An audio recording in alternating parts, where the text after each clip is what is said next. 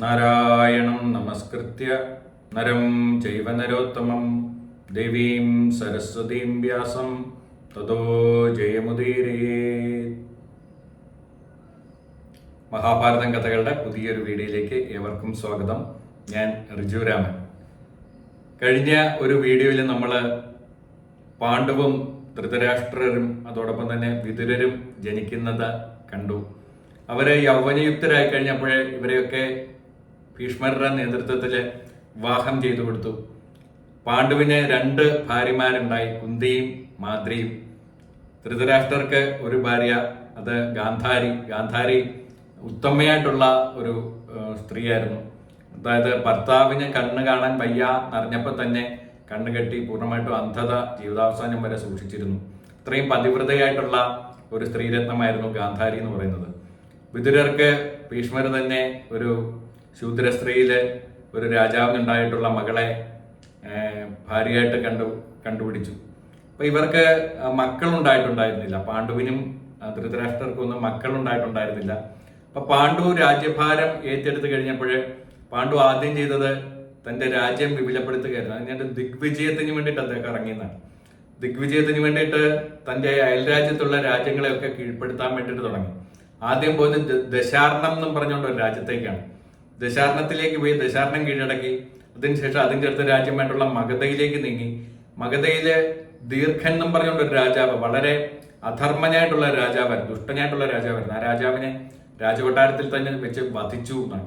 അതിനുശേഷം അടുത്ത രാജ്യങ്ങളിലേക്ക് നീങ്ങാൻ വേണ്ടി തുടങ്ങി. പിന്നെ കാശി കീഴടക്കി, സുപത്മം കീഴടക്കി, പുണ്ട്രൻ കീഴടക്കി. അപ്പൊ ഈ രാജാവ് ഈ സൈന്യവുമായിട്ട് വരുന്നു എന്ന് കേട്ടപ്പോൾ തന്നെ പല രാജാക്കന്മാരും എതിരില്ലാതെ തന്നെ കീഴടക്കി കൊടുത്തു. എതിരിടാൻ പോയിട്ടും കാര്യമില്ല, വെറുതെ നാശനഷ്ടങ്ങൾ ഉണ്ടാക്കാനേ പറ്റുള്ളൂ മനസ്സിലാക്കിയിട്ട് പാണ്ഡുവിന് കീഴടക്കി കൊടുത്തു എന്നാണ്. അങ്ങനെ കലിംഗം കീഴടക്കി.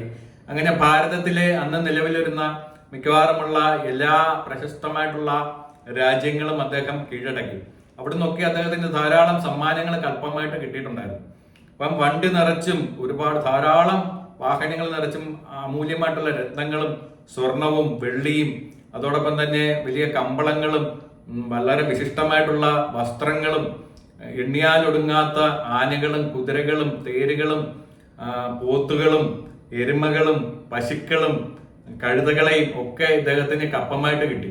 അപ്പൊ തിരിച്ചു വന്നപ്പോഴ് ഈ സമ്മാനങ്ങളും എല്ലാമായിട്ട് വലിയൊരു ഘോഷയാത്രയായിട്ടാണ് അദ്ദേഹം രാജ്യത്തിലേക്ക് വരുന്നത്. ഇത് കണ്ടപ്പോൾ ഭീഷ്മർക്ക് ഭയങ്കരമായിട്ടുള്ള സന്തോഷമായി.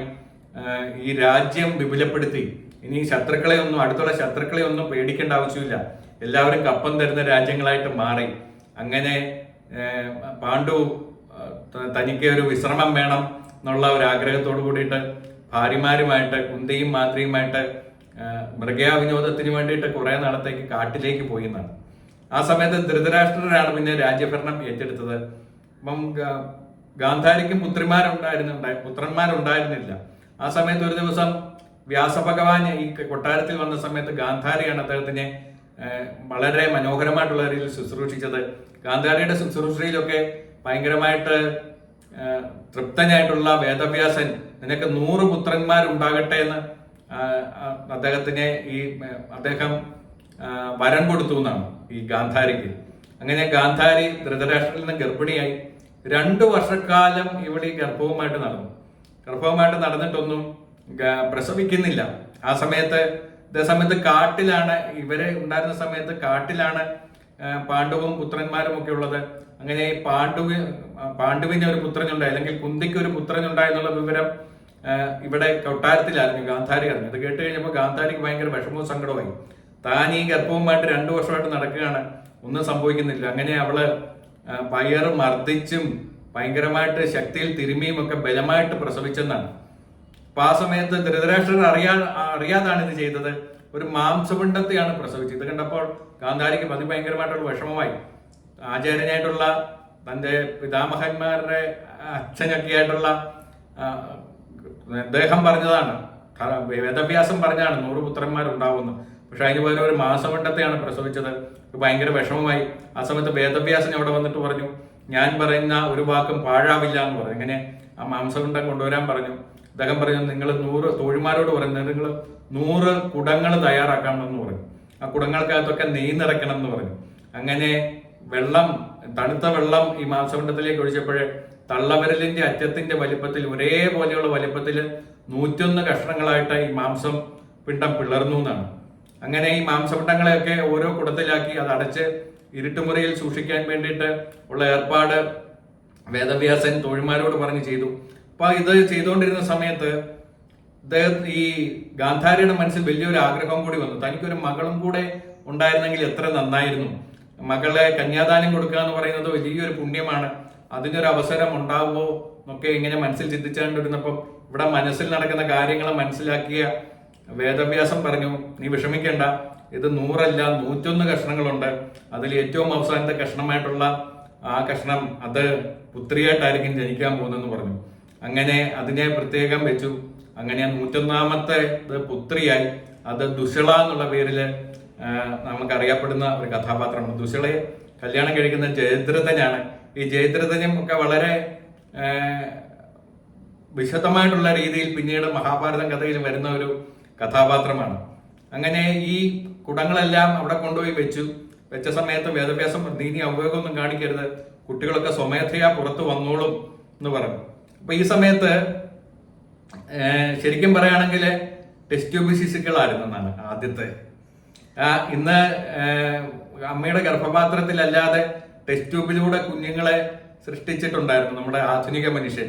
ഇത് എത്രയോ വർഷങ്ങൾക്ക് മുമ്പ്, 5000 വർഷങ്ങൾക്ക് മുമ്പ് നടന്ന ഒരു കാര്യമാണ്. അന്നിങ്ങനെ ഈ മാംസപിണ്ഡത്തെ വെച്ച് അങ്ങനെയാണ് കൗരവന്മാരുടെ ജനനം. കൗരവന്മാർ ജനിച്ചത് അങ്ങനെയാണ്. അപ്പം ഇത് കുട്ടികൾ ഓരോരുത്തരായിട്ട് ഇങ്ങനെ പുറത്തു വരാൻ വേണ്ടിയിട്ട് തുടങ്ങിയെന്നാണ്. ആ സമയത്ത് ആദ്യമുണ്ടായത് ദുര്യോധനാണ്. ദുര്യോധനുണ്ടായ സമയത്ത് അതിഭയങ്കരമായിട്ടുള്ള അപശകുനങ്ങളാണ് ലോകത്ത് കണ്ടത്. ആ കാർമേഘം വന്നു മൂടി. അവിടെ കഴുതകളൊക്കെ ഭയങ്കരമായിട്ട് നിലവിളിക്കാൻ തുടങ്ങി, പോത്തുകൾ നിലവിളിക്കാൻ തുടങ്ങി, ആനകൾ മൃഗവിളിക്കാൻ തുടങ്ങി, പക്ഷികളൊക്കെ പേടിച്ച് പറക്കാൻ വേണ്ടിയിട്ട് തുടങ്ങി, കാർമേഘമില്ലാതെ ഇടിവെട്ടാൻ വേണ്ടിയിട്ട് തുടങ്ങി. അങ്ങനെ അനേകം ദുശകുനങ്ങൾ കണ്ടു. ഈ ദുശകുനങ്ങൾ കണ്ട സമയത്ത് ഇവിടെയുള്ള ആചാര്യന്മാരെല്ലാരും കൂടെ വന്നിട്ട് ധൃതരാഷ്ട്രരുടെ അടുത്ത് പറഞ്ഞു, ഈ കുട്ടി ഇവൻ നമ്മുടെ കുലം മുടിക്കുന്നതാണ് ഈ ലക്ഷണം കാണുന്നത്, ഈ കുട്ടിയെ നമുക്ക് ഉപേക്ഷിക്കാമെന്ന് പറഞ്ഞു. പക്ഷെ ധൃതരാഷ്ട്രർ അതിന് തയ്യാറായില്ലായിരുന്നു. അവനെ ഉപേക്ഷിക്കാൻ പറ്റില്ല എന്ന് പറഞ്ഞിട്ട് അവനെ വളർത്താൻ വേണ്ടി തയ്യാറായി. അതാണ് ദുര്യോധനൻ എന്ന് പറയുന്ന കഥാപാത്രം. ദുര്യോധനാണ് കലിയുടെ അംശാവതാരമായിരുന്നു. ഈ ദുര്യോധനുണ്ടായ അതേ ദിവസം തന്നെ കാട്ടില് കുന്തിക്കുണ്ടായതാണ് ഭീമസേനൻ. രണ്ടുപേരും ഒരേ ദിവസമാണ് ജനിച്ചതെന്നാണ് പറയുന്നത്. അങ്ങനെ ഈ കൗരവര് 100 പേരുണ്ടായി. അതോടൊപ്പം തന്നെ ഗാന്ധാരി ഗർഭിണിയായിരുന്ന സമയത്ത് ഒരു വൈശ്യസ്ത്രീയായിരുന്നു ഈ ധൃതരാഷ്ട്രരെ നോക്കിക്കൊണ്ടിരുന്നത്. ആ തോഴിയില് ധൃതരാഷ്ട്രർക്ക് ഒരു കുഞ്ഞുണ്ടായി. അതാണ് യുയുത്സു എന്ന് പറയുന്ന കഥാപാത്രം. ഈ കൗരവരിലെ ധർമ്മിഷ്ഠനായിട്ടുള്ള ഒരേ ഒരാൾ ഈ യുയുത്സു ആയിരുന്നു. യുയുത്സു ശരിക്കും പറയുകയാണെങ്കിൽ വൈശ്യസ്ത്രീയില് ധൃതരാഷ്ട്രർക്കുണ്ടായിട്ടുള്ള പുത്രനാണ്. അങ്ങനെ 101 പുത്രന്മാരും മകളായിട്ടുള്ള ദുശളയും ഉണ്ടായി. ആ സമയത്ത് വൈശമ്പായനൻ അവിടെ ജനമേജയൻ ചോദിക്കുന്നുണ്ട്, എനിക്ക് 100 പേരുടെയും പേരുകൾ കേൾക്കണമെന്ന് ആഗ്രഹമുണ്ടെന്ന് പറഞ്ഞിട്ട് 100 പേരുടെയും പേരുകൾ പറയുന്നുണ്ട്. അതെന്തായാലും ഞാനിവിടെ പറയാൻ ഉദ്ദേശിക്കുന്നില്ല. അത് നമുക്കറിയാവുന്ന കുറച്ച് പേരുണ്ടല്ലോ, ദുര്യോധനൻ, ദുശാസനൻ, അങ്ങനെ കുറെ പേരുണ്ട്. അതിലൊരു കർണനുണ്ട്. അങ്ങനെ എല്ലാ പേരുകളും ആ സമയത്ത് അവിടെ പറയുന്നുണ്ടെന്നാണ്. അപ്പൊ ഇവിടെ ഈ കഥ അരങ്ങേറിക്കൊണ്ടിരിക്കുന്ന സമയത്ത് പാണ്ഡു വിനോദത്തിൽ ഏർപ്പെട്ടുകൊണ്ടിരിക്കുകയായിരുന്നു. ഒരേ സമയത്താണ് ഈ 2 കഥകൾ നടന്നുകൊണ്ടിരിക്കുന്നത്. ഇവിടെ കൗരവര് ഉണ്ടാകുന്നതിന്റെ ആ ഒരു സമയത്ത്, അല്ലെങ്കിൽ അതിന് തൊട്ടുമുമ്പുള്ള സമയത്ത് കാട്ടിലേക്ക് പാണ്ഡു ഭാര്യമാരുമായിട്ട് പോയെന്ന് പറഞ്ഞിട്ടുണ്ടായിരുന്നു. അപ്പൊ അദ്ദേഹം എല്ലാ ദിവസവും ഇങ്ങനെ കാട്ടിൽ തന്നെ വേട്ടയ്ക്ക് പോകുന്ന സമയത്ത് ഒരു ദിവസം അദ്ദേഹം 2 മാൻപേടകള് അവിടെ മൈഥുനത്തിൽ ഏർപ്പെട്ടുകൊണ്ടിരിക്കുന്ന കണ്ട സമയത്ത് ഇദ്ദേഹം 5 അസ്ത്രങ്ങൾ ഇവർക്ക് നേരെ എഴുതു എന്നാണ്. ഈ 5 അസ്ത്രങ്ങൾ പോയി ഈ 2 മാൻപേടകൾക്കും പോയി പതിച്ചു. അവരുടെ ദേഹത്ത് കുത്തിക്കേറി. അപ്പം മൃതപ്രായരായിട്ട് 2 ഇതും വീണു. 2 മാൻപേടകളും വീണു അവിടെ. അപ്പം ഇത് മാൻ പെട്ടെന്ന് മനുഷ്യ ശബ്ദത്തില് സംസാരിക്കാൻ വേണ്ടിയിട്ട് തുടങ്ങി എന്നാണ് പറയുന്നത്. ആ കിന്തമൻ എന്ന് പറയുന്ന ഒരു മുനി കുമാരനായിരുന്നു ഈ മാൻ. അദ്ദേഹം ഭാര്യയുമായിട്ട് വേഷം മാറി മനുഷ്യരൂപത്തില് സംഭോഗത്തിൽ ഏർപ്പെടാൻ വേണ്ടിയിട്ടുള്ള മടി കൊണ്ട് മനുഷ്യരാരുമില്ലാത്ത കാട്ടിലേക്ക് വന്നിട്ട് മാനുകളുടെ രൂപത്തിൽ മൈഥുനത്തിൽ ഏർപ്പെട്ടുകൊണ്ടിരിക്കുകയായിരുന്നു. അപ്പൊ ആ സമയത്ത് മനുഷ്യന്റെ ശബ്ദത്തില് ഈ മാൻ സംസാരിക്കാൻ തുടങ്ങി. പറഞ്ഞു, നീ എന്തൊരു അവിവേകമാണ് ചെയ്തത്, നീ ചെയ്തത് ഒട്ടും ശരിയായിട്ടുള്ള കാര്യമല്ല പാണ്ഡു, നീ വലിയൊരു അവിവേകമാണ് ചെയ്തിരിക്കുന്നു പറഞ്ഞു. പക്ഷെ പാണ്ഡു സമ്മതിച്ചു കൊടുക്കാൻ തയ്യാറായില്ല. പാണ്ഡു പറഞ്ഞു, ഈ മൃഗങ്ങളെ വേട്ടയാടുക എന്ന് പറയുന്ന രാജാവിന്റെ ധർമ്മമാണ്, അത് മാത്രമേ ഞാൻ ചെയ്തിട്ടുള്ളൂ, നീ ഇങ്ങനെ ഇവിടെ നിലവിളിക്കേണ്ട കാര്യമില്ല എന്നൊക്കെ പറഞ്ഞു. അപ്പം പറഞ്ഞു, ഞാന് സാധാരണ മൃഗങ്ങളെ വേട്ടയാടുന്ന രാജാവിന്റെ ധർമ്മം തന്നെയാണ്, അതൊക്കെ സമ്മതിച്ചു. പക്ഷേ എല്ലാ ജീവികളും ഏറ്റവും സുഖം കിട്ടുമെന്ന് വിചാരിച്ചുകൊണ്ടിരുന്ന ഒരു കാര്യത്തിലാണ് ഞാൻ ഏർപ്പെട്ടുകൊണ്ടിരുന്നത്. മൈഥുനത്തിൽ ഏർപ്പെട്ടുകൊണ്ടിരിക്കുന്നു, അതിന്റെ സുഖം അനുഭവിച്ചുകൊണ്ടിരുന്ന സമയത്താണ് നീ എന്നെ വധിച്ചത്. അത് പൊറുക്കാനാവാത്ത ഒരു കുറ്റമാണ് നീ ചെയ്തതെന്ന് പറഞ്ഞു.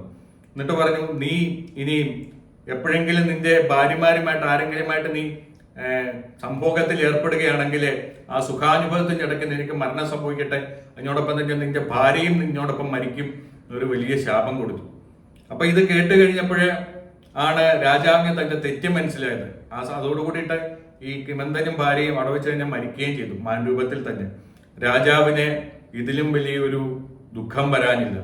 രാജാവിന് മുഴുവനും അതിഭയങ്കരമായിട്ട് അദ്ദേഹം ആർത്ത് നിലവിളിച്ചെന്നാണ് പറയുന്നത് അവിടെ കിടന്നിട്ട്.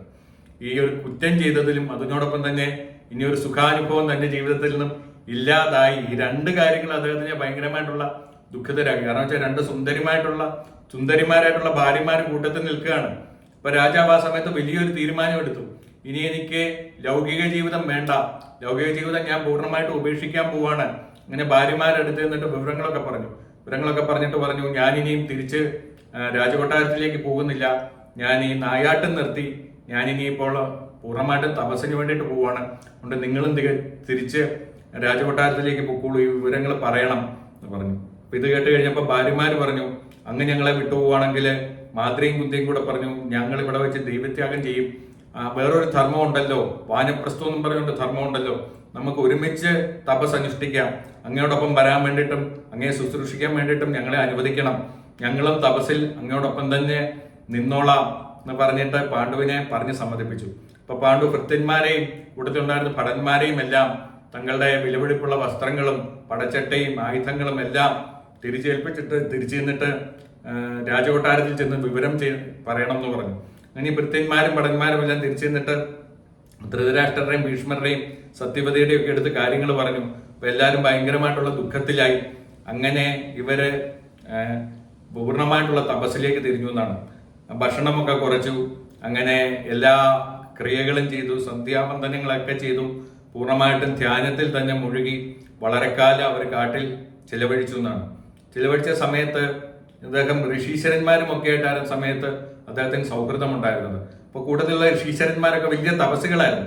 അപ്പൊ അവരൊക്കെ ഒരു സമയത്ത് ഇങ്ങനെ യാത്ര പോകുന്ന കണ്ടപ്പം അവരോട് ചോദിച്ചു, നിങ്ങൾ എവിടെ പോവാണെന്ന് ചോദിച്ചപ്പോൾ പറഞ്ഞു, ഞങ്ങൾ ബ്രഹ്മലോകത്ത് വെച്ചിട്ട് വലിയൊരു യജ്ഞം നടക്കുന്നുണ്ട്, ബ്രഹ്മാവ് ഞങ്ങളെയൊക്കെ ക്ഷണിച്ചിട്ടുണ്ട്, അതിലേക്ക് പങ്കെടുക്കാൻ വേണ്ടിയിട്ട് പോവാണെന്ന് പറഞ്ഞു. അപ്പം ഇവര് ഗഗനചാരികളായിട്ടാണ് പോകുന്നത്. വടക്കോട്ട് പോയിട്ട് ഒരു മലയുടെ മുകളിലെത്തി അവിടെ നിന്നും പിന്നെ ആകാശമാർഗേന പോവുകയാണ് ചെയ്യുന്നത്. അപ്പം ഈ ഋഷിമാര് പോകുന്ന കണ്ടപ്പം പാണ്ഡു പറഞ്ഞു, നമുക്കും ഇവരോടൊപ്പം ബ്രഹ്മലോകത്തേക്ക് പോകാം, സ്വർഗലോകവും കടന്നു വേണം ബ്രഹ്മലോകത്തേക്ക് പോകാൻ വേണ്ടിയിട്ടെന്ന് പറഞ്ഞു. അങ്ങനെ പോകുന്ന സമയത്ത് ഈ മലയുടെ മുകളിൽ എത്തിക്കഴിഞ്ഞപ്പോൾ ഋഷിമാര് പറഞ്ഞു, അങ്ങേക്കും അങ്ങയുടെ ഭാര്യമാർക്ക് ഇനി മുമ്പോട്ട് വരാൻ പറ്റില്ല, കാരണം നിങ്ങൾ സന്താനോൽപാദനം നടത്തിയിട്ടില്ല, അതുകൊണ്ട് തന്നെ നിങ്ങൾക്ക് ഇപ്പോൾ സ്വർഗപ്രാപ്തി കിട്ടാൻ വേണ്ടിയിട്ട് ബുദ്ധിമുട്ടാണെന്ന് പറഞ്ഞു. അപ്പം ഇത് കേട്ട് കഴിഞ്ഞപ്പോൾ പാണ്ഡുവിന് ഭയങ്കര വിഷമമായിട്ട് അദ്ദേഹം തിരിച്ച് ഈ ഭാര്യമാരുടെ അടുത്ത് നിന്നിട്ട് പറഞ്ഞു, നമുക്ക് പുത്രന്മാരുണ്ടാകാത്തത് കൊണ്ട് നമുക്ക് പറ്റില്ല. 4 കടങ്ങളുമായിട്ടാണ് ഈ മനുഷ്യരെല്ലാം ഭൂമിയിലേക്ക് ജനിക്കുന്നത്.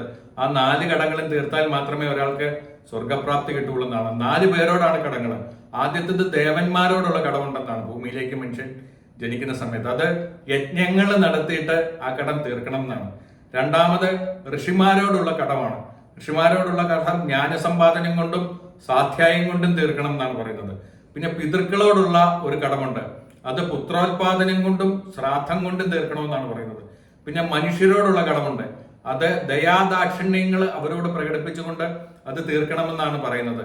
അപ്പൊ നമുക്ക് പുത്രന്മാരില്ലാത്തത് കൊണ്ട് ബാക്കിയുള്ള കടങ്ങളൊക്കെ നമ്മൾ ഏകദേശം തീർത്തിട്ടുണ്ട്. പക്ഷെ നമുക്ക് പുത്രന്മാരില്ലല്ലോ, അതുകൊണ്ട് അത് നമുക്ക് സ്വർഗപ്രാപ്തി ഇപ്പൊ കിട്ടില്ല, നമുക്ക് പോകാൻ പറ്റില്ല എന്ന് പറഞ്ഞ് വിഷമത്തോടു കൂടിയിട്ട് തിരിച്ചു വന്നു. എന്നിട്ട് കുന്തിയുടെ അടുത്ത് എന്നിട്ട് അദ്ദേഹം സംസാരിക്കാൻ വേണ്ടി തുടങ്ങി. കുന്തിയോട് പറഞ്ഞു, എനിക്കെന്തായാലും ഇനി നീയുമായിട്ട് ക്ഷയിക്കാൻ വേണ്ടിയിട്ട് പറ്റില്ല, അതുകൊണ്ട് നീ ഏതെങ്കിലും ഉത്തമന്മാരിൽ നിന്നും പുത്രോത്പാദനം നടത്തണം, അതിൽ ഒരു തെറ്റും ഞാൻ കാണുന്നില്ല എന്നൊക്കെ പറഞ്ഞിട്ട് അദ്ദേഹം ഒരു കഥയൊക്കെ പറഞ്ഞു. ഒരു രാജാവ് ഇതുപോലെ ഭാര്യയ്ക്ക് കുട്ടികളുണ്ടാകാതിരുന്ന സമയത്ത് ആ രാജാവ് തന്റെ പത്നിയെ ഒരു ഉത്തമനായിട്ടുള്ള ഒരു വിപ്രന്റെ അടുത്തേക്ക് വിളഞ്ഞു വിട്ടു. അങ്ങനെ അവരിലെ കുട്ടികളുണ്ടായി. അതുകൊണ്ട് നീയും അങ്ങനെ ചെയ്യണം എന്ന് പറഞ്ഞു. അപ്പം ഇത് കുന്തിക്ക് ആദ്യം ഒട്ടും താല്പര്യമില്ലായിരുന്നു. എന്റെ ഭർത്താവ് ജീവിച്ചിരിക്കുന്ന സമയത്ത് ഒരിക്കലും ഞാനത് ചെയ്യില്ല എന്നൊക്കെ പറഞ്ഞുകൊണ്ട് അവള് തിരിച്ച് ഒരു കഥ പറയും. ആ കഥയിലെ മരണശേഷവും ഭർത്താവിൽ നിന്നും പുത്രോത്പാദനം ഉണ്ടാകുന്ന ഒരു അത്ഭുത കഥയാണ് പറയുന്നത്. ആ കഥ നമുക്ക് അടുത്ത ഒരു വീഡിയോയിൽ കേൾക്കാം. ഇത്രയും നേരം ക്ഷമാപൂർവ്വം കേട്ട എല്ലാവർക്കും നന്ദി, നമസ്കാരം. നമുക്ക് അടുത്ത വീഡിയോയിൽ കാണാം.